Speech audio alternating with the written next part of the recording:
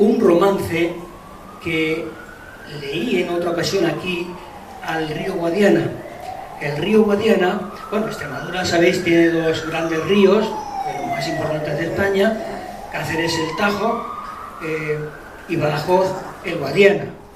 Bien, entonces, fíjense, busqué en internet y no encontré un poema dedicado exclusivamente al Guadiana. Sí que se le menciona, sí que se habla de él, pero no exactamente. Entonces me propuse escribirle un romance tomando la melodía de Gerardo Diego, cuando aquel poema de río Duero, nadie a estar contigo baja.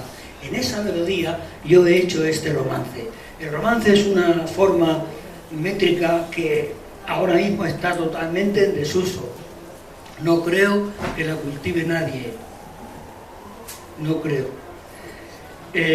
Entonces os voy a leer, está dedicado a Gerardo Diego, porque a él le debo esta cantinela.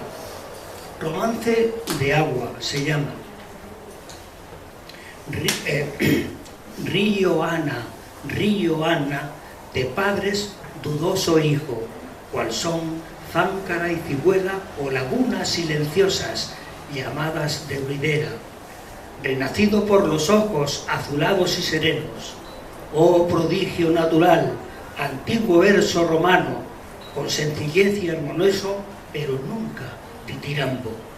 Río Ana, ya Guadiana, de riberas virgilianas, de álamos y de choperas, de barbechos y besanas, de tierras de regadío que se pintan esmeralda.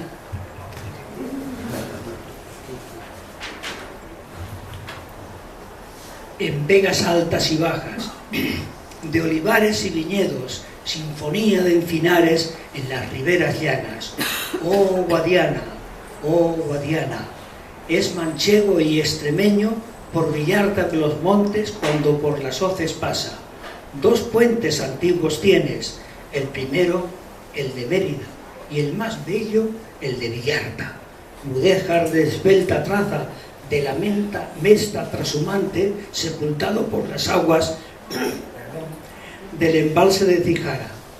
Río Ana, pequeño mar de mi infancia, navegado en una balsa de remos y sin timón, de una orilla a la contraria. Voy a ver.